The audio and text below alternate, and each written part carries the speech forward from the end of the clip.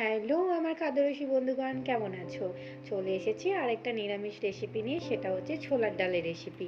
ছোলার ডালটাকে ফার্স্টে আমি 6 ঘন্টা ভিজিয়ে রেখেছিলাম। এবার এটাকে প্রেসার কুকারে সেদ্ধ দিয়ে দেবো, নুন দিয়ে সিটি করে দেবো। তোমরা চাইলে হলুদ দিতে পারো, কিন্তু আমি হলুদটা সেদ্ধ হওয়ার পরেই দেবো, এর সাথে একটুখানি অ্যাড করব। তো চলো, 2 থেকে 3টে সিটি মারলেই ছোলার ডালটা ভালো মতো সেদ্ধ হয়ে যাবে। বেশি দেবে না, সেক্ষেত্রে ছোলার ডালটা গলে যাবে। আমি আজকে ছোলার ডালটা পনির, নারকেল, কিশমিশ দিয়ে করেছি, সেই জন্য পনিরগুলোকে আগে সাদা তেল গরম করে ভেজে নিচ্ছি। একটু নুন আর লঙ্কার গুঁড়ো মাখিয়ে পনিরগুলোকে ভেজে তুলে সাইড করে রেখে নিচ্ছি। এবার এই একই তেলে আমি নারকেলটাকেও ভেজে নিচ্ছি। নারকেল ভাজা হয়ে গেলে কিশমিশটাকেও এই একই সেম তেলেই ভেজে নেব।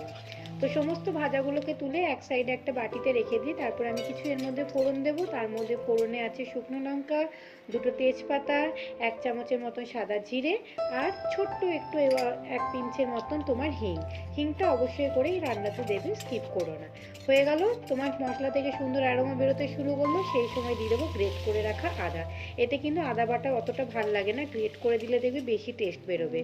এবারে আমি ওই তেলের মধ্যেই লঙ্কার গুঁড়ো, ধনে গুঁড়ো, জিরে গুঁড়ো, হলুদ গুঁড়ো, নুন দিয়ে ভালো করে কষিয়ে নিচ্ছি, চিড়ে রাখা 2টো কাঁচা লঙ্কা দিয়ে।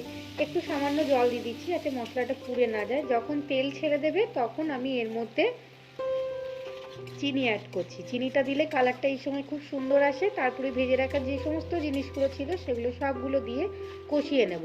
কষাতে কষাতে যখন তেল ছেড়ে আসবে তখনই আমি ডালটা দেবো। দেখো, ডালটায় সামান্য একটু আমি হলুদ দিয়ে রেখেছিলাম। ব্যাস, হয়ে গেল নিরামিষ রান্না, কত সুন্দর। ভালো করে এটাকে ফুটতে দেবো।